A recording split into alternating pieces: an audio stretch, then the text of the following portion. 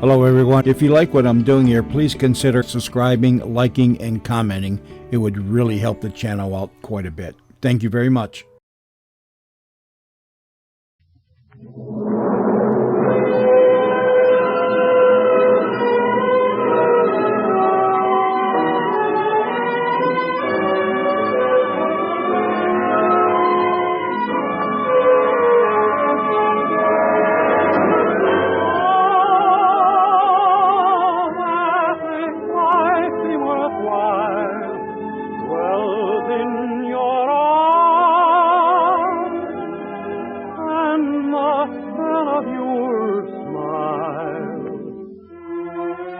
Ladies and gentlemen, Colgate Dental Cream presents the new Dennis Day Show, written by Frank Galen, with Sharon Douglas, Dink Trout, John Brown, Elliott Lewis, Joe Forte, Charles Dant in the orchestra, yours truly, Vern Smith, and starring the popular singer of the Jack Benny Show in A Day in the Life of Dennis Day.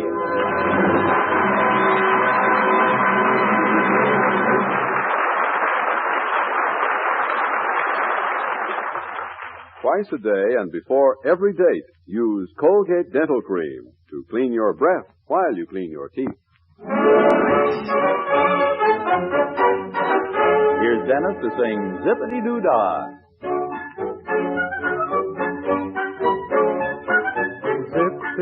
Zippity-doo-dah, zippity-ay.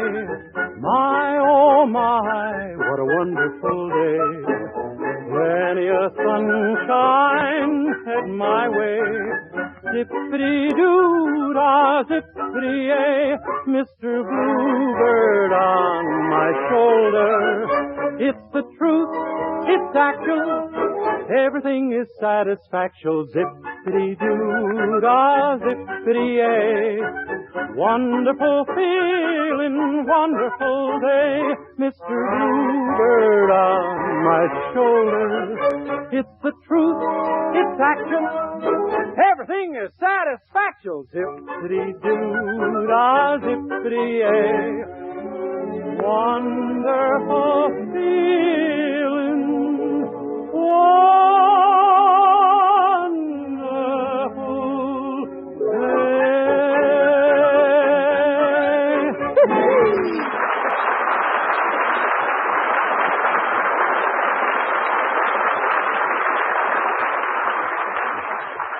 Colgate Dental Cream cleans your breath while it cleans your teeth. No other toothpaste does a better job of cleaning your teeth than Colgate Dental Cream. For Colgate Dental Cream has a safe polishing agent that cleans your teeth both gently and thoroughly, brings out their natural sparkle and beauty. And scientific tests prove that Colgate Dental Cream cleans your breath while it cleans your teeth. Yes, actual scientific tests prove conclusively that in 7 out of 10 cases, Colgate Dental Cream instantly stops unpleasing breath that originates in the mouth. Colgate Dental Cream is famous for its wonderful wake-up flavor, too. Nationwide tests of leading toothpastes prove that Colgate Dental Cream is preferred for flavor over other brands tested. So try Colgate Dental Cream to bring out the natural sparkle and beauty of your teeth for a wake-up flavor you'll thoroughly enjoy. And use Colgate Dental Cream twice a day and before every date to clean your breath while you clean your teeth.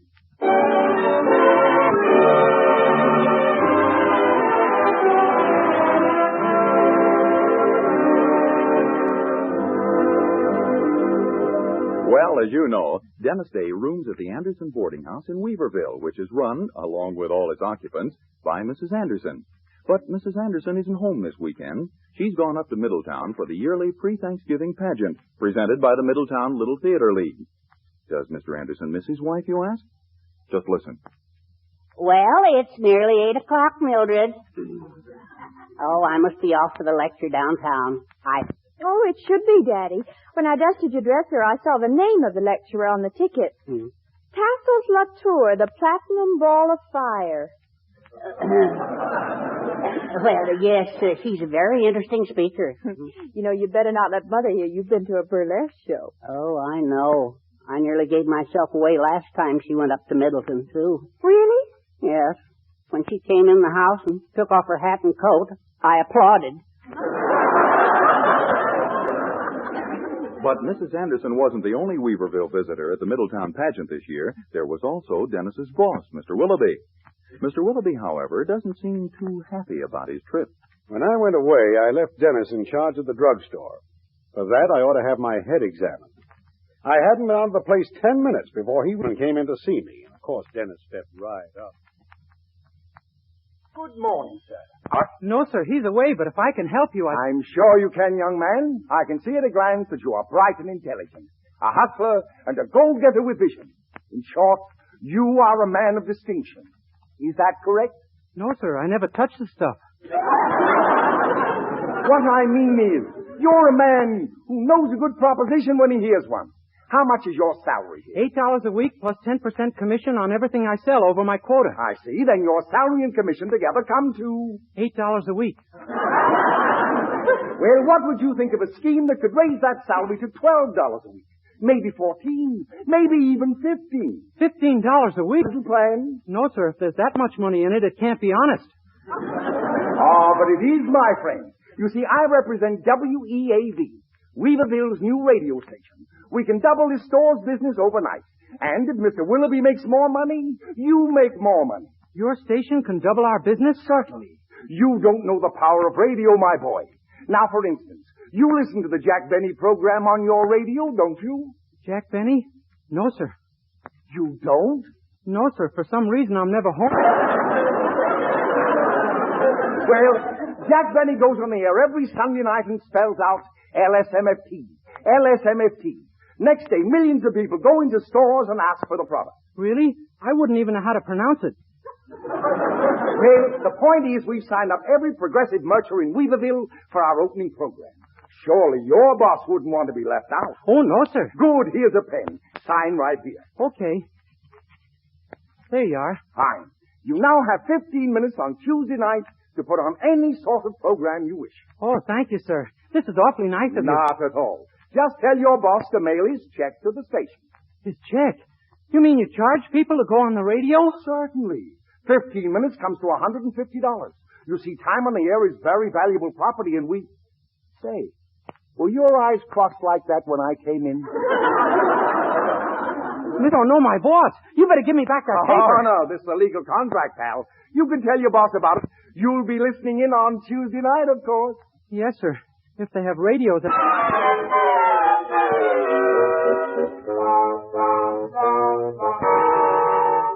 My goodness, Dennis, $150? Uh-huh. Mr. Willoughby's going to raise the roof when he finds out, Mildred.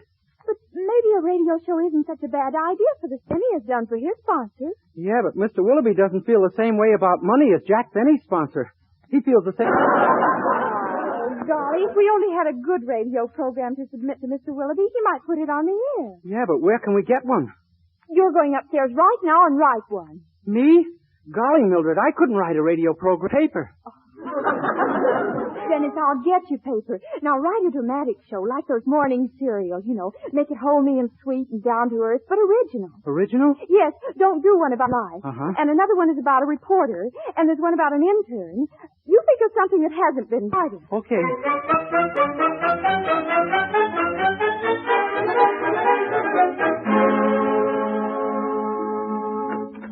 Good morning, Dennis. Morning, Mr. Willoughby. Did you enjoy the pageant at Middletown? I hated it. If there's anything I detest, it's plays and actors. Yes, sir. How do you feel about radio, Mr. Willoughby? Radio? Really, sir? Yes, sir. I turn it on all the time when I want to set my watch. But if you had a radio program advertising your store, you could double your business. Radio programs cost money, Dennis. I consider spending money a nasty, dirty habit. Well, this program wouldn't cost much, Mr. Willoughby. I wrote it myself. Already? Oh, no, sir. My program is a dramatic morning serial. It's homey and down to earth, but different from anything on the air. Oh? Well, what's it called? Just plain Boris, King of Bulgaria. Huh? It's the story of a common, ordinary royal family. A king and queen who could be your neighbor or mine. Thank you very much. I can do without it easily. But being a radio sponsor has a lot of advantages, Mr. Willoughby. No. Number 1, you'll be known all over as a big executive. Number 2, you'll be doing something creative. Number 3, you'll get to meet some awfully nice actors and actresses. Number 4, it'll help business. What was that last one? Number 4? No, number 3. Number 3B. You mean about meeting actresses? That's the one. But you tested actresses. I said actors. Actresses are built somewhat differently. Golly, you mean you will sponsor the radio program? Well, now, that depends on the cost. How much money will I have to spend? $10? $20? Well, let's not discuss money. It's so sordid. Dennis, I've got to know how much this thing will cost. Well, so far expenses are $150. $150? Yes, sir, for the station. Couldn't you just rent a station? Did you have to buy one? Oh, that's for the time. We've got to pay that because I signed the contract. They can sue you. Sue me, eh? I made a mistake. It could happen to anyone. Oh, yes. I've made mistakes, too.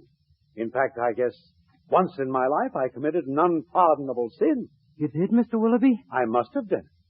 Why else would you be sent to work for me?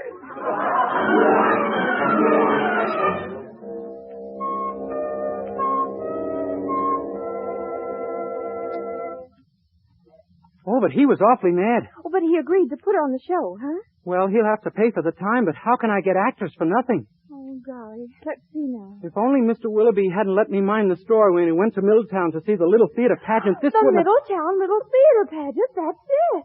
Again, I said something? Sure. There are the actors for your program. But they wouldn't act for nothing. Well, they might for, we'll say, a big Hollywood producer. Where are we going to get a big Hollywood producer? We have one. You. Me? Yes. All you have to do is go over to Middletown and claim you're a big shot from Hollywood. Well, I'll try it. But I hope they don't notice my pants or they'll know I'm not from Hollywood. Your pants? What's the matter with your pants? They match my coat.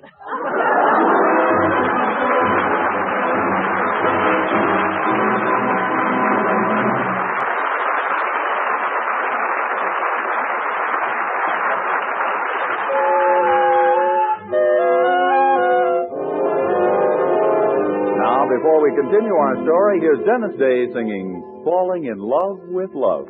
Falling in love with love is falling for make-believe. Falling in love with love is playing fool. Caring too much is such a juvenile fancy. Learning to trust is just for children in school. I fell in love with love one night when the moon was full. I was unwise with eyes unable to see.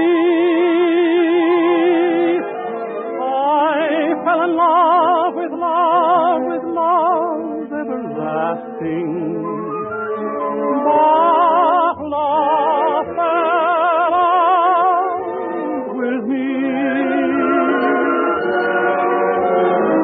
I fell in love with love one night when the moon was full. I was unwise with eyes unable to see. I fell in love with love everlasting. Ah, love fell out with me.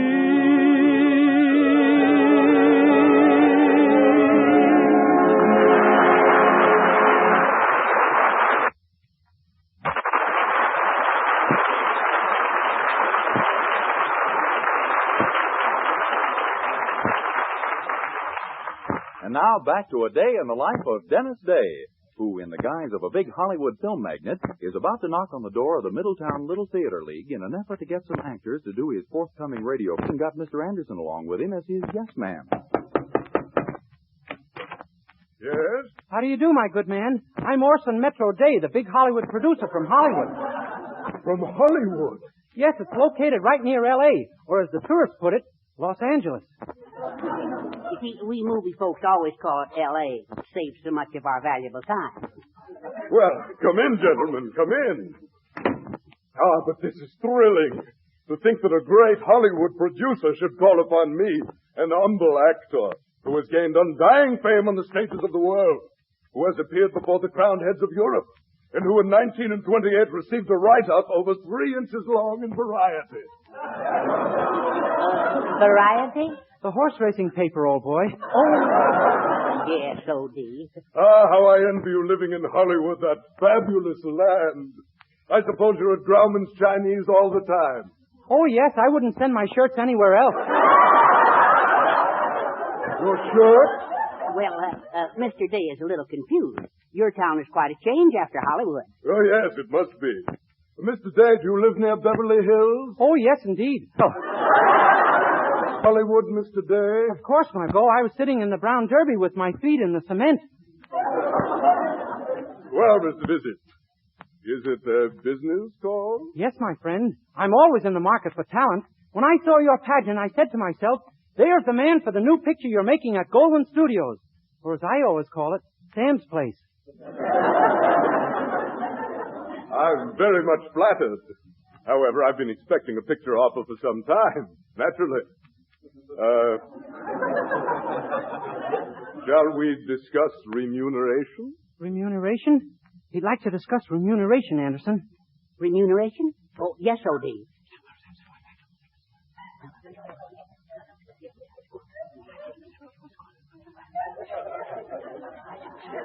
I'm sorry, old man, but neither of us knows what it means.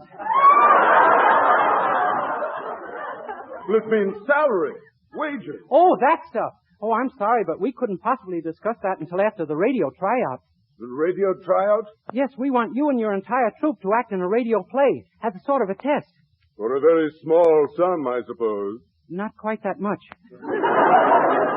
For nothing? All Hollywood will be listening in, my boy. Your screen career will be in the balance. Oh, well. All right, I suppose I'll have to do it. Ah, good. Who knows where you may climb to if this is a hit? You may become a second Clark Gable, another Charles Boyer, bigger even than Lassie. Gee, I hope so.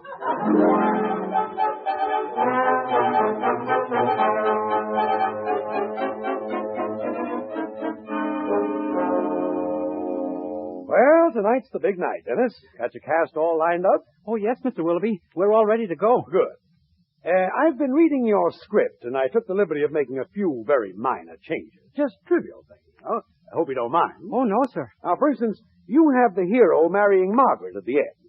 I had him marry Geraldine. Is that all right? Well, I suppose so, although Geraldine is his sister. Not anymore. I changed it so they hardly know each other. But they have to know each other. They live in the palace together. Oh, it isn't a palace now. It's a shoe factory. And Geraldine just works there. But it was in the palace that the Greek discovered the missing pearl in the royal chambers on Saturday morning. He finds it now in a sewer. Only it isn't a pearl, it's the Mona Lisa. And he isn't a Greek anymore. He's a Democrat.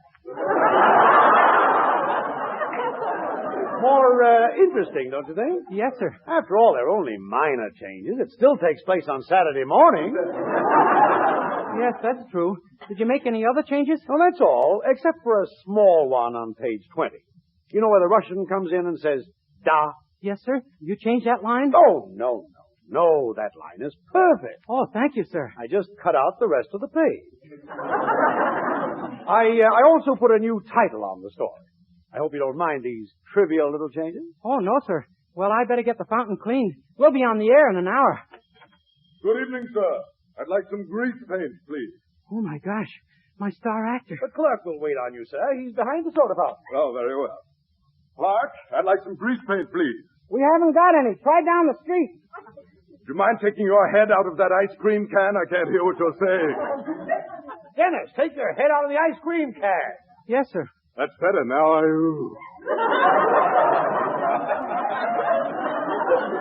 You? Huh? Why, you're Orson Metro Day. Who? Oh, you must mean my uncle, Orson Day, the movie producer. Your uncle? You look exactly like him. Yeah, he's my twin uncle. Mr. Day, don't be absurd. What are you doing back of that fountain with the white apron on? Well, I was making myself a marshmallow sundae. It's sort of a hobby of mine. Oh, I see. You Hollywoodians certainly are an eccentric lot. Yeah, aren't we, though? Dennis, you better let me handle this customer. It's getting late. You go in the back and sweep the place out. Sweep the place out? Yeah, I got all kinds of hobbies. And while you're at it, don't forget to take out the garbage. Take out the garbage? I'll bet you won't find 1 man in 10 with that one. So, Mr. Austin Metro Day of Hollywood, eh? And we were going to appear on your radio show tonight. A fat chance. But, sir, Good day, Mr. Bye. Mr. Bye? What was that all about, Dennis? Well, remember you made some slight changes in the script? Yes. He just made some slight changes in the casting.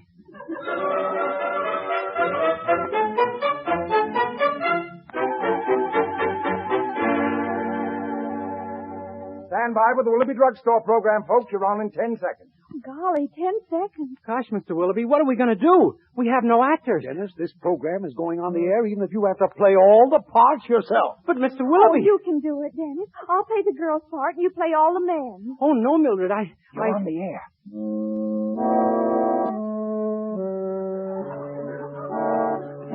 Oh, Dennis, go ahead. Willoughby's Drugstore presents Zelda Popkin, Girl Good Humor Man. The program that asks the question, can a woman marry for the third time and still be happy, even if her first 2 husbands remain in the house? At last, Ronson Popkin has been discharged from the Navy. And now, after 5 long years of waiting and yearning, without even a glimpse of each other, Ronson stands upon the Popkin doorstep. Zelda speaks. Hello, Ronson. Hiya, Zelda. Dinner ready? Almost.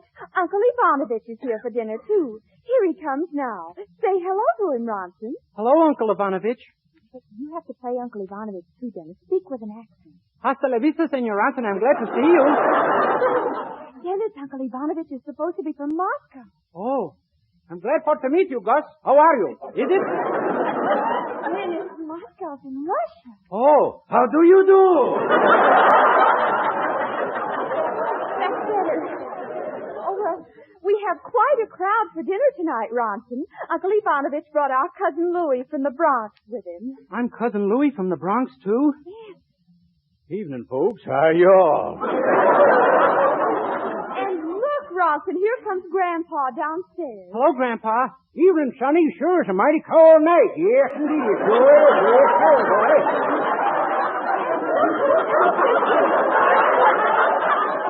Ronson, look who else is with us. Patrolman O'Flaherty. Hello, Mr. O'Flaherty. Top of the evening to you there, Ronnie, me boy. Faith, and it's a fine night. It is indeed, and it's a grand night for a drop of the rain. I do declare.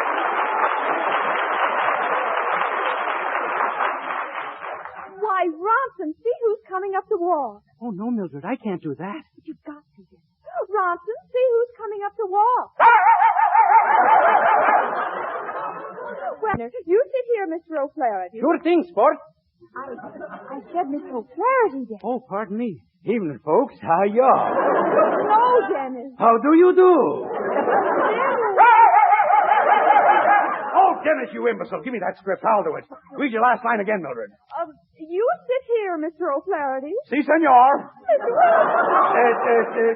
Oui, monsieur. Try your wool, mine Oh, here. shut up. Play some music, somebody. Get us out of this. For heaven's sake.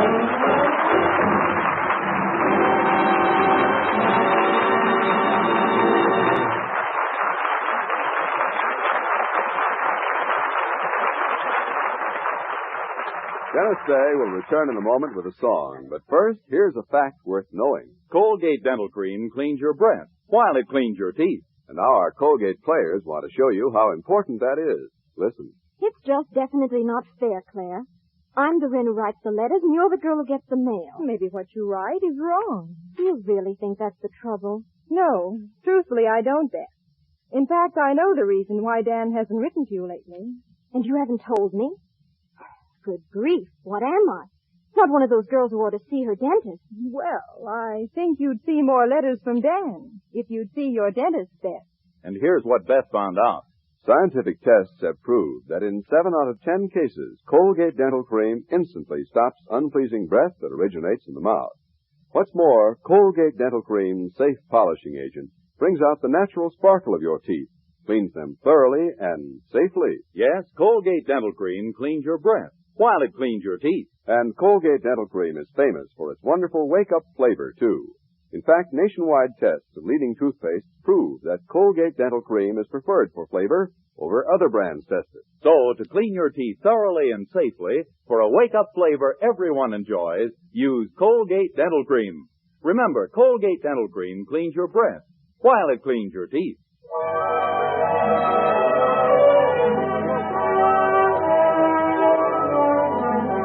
Here's Dennis with Charles Dant's arrangement of Old Buttermilk Sky.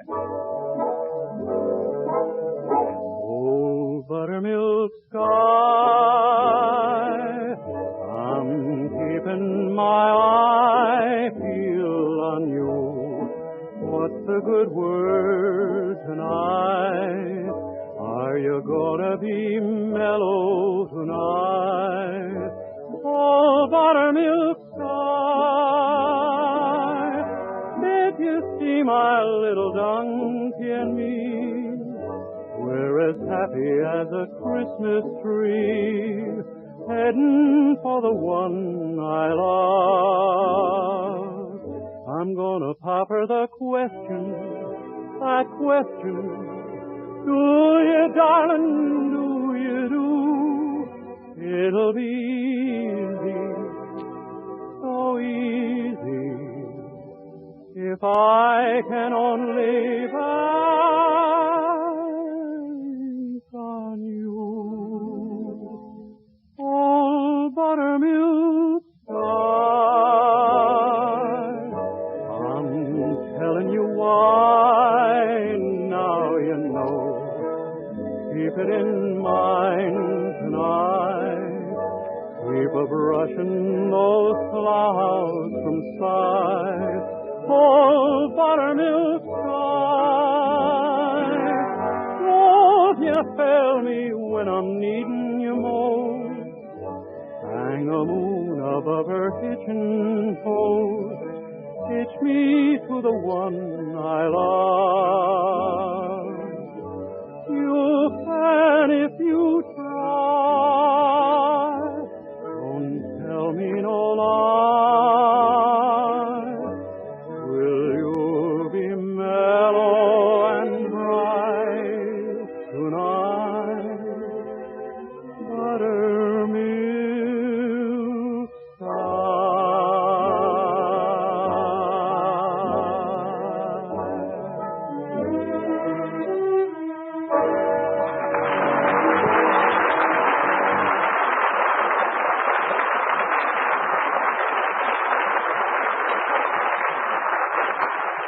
Be sure and be with us again next week for another Dennis Day program. More songs, more adventures in the life of our star, Dennis Day.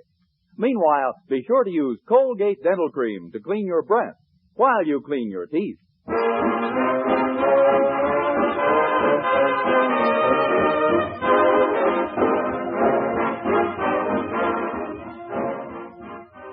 Say hello to Halo Shampoo for naturally bright and beautiful hair.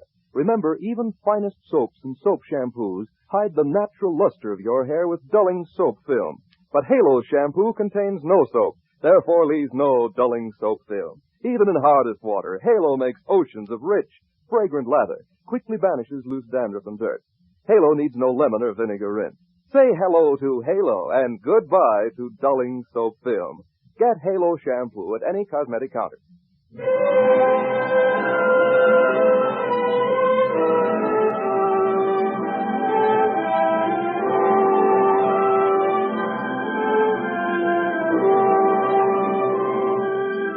This is Dennis again. Good night, everybody.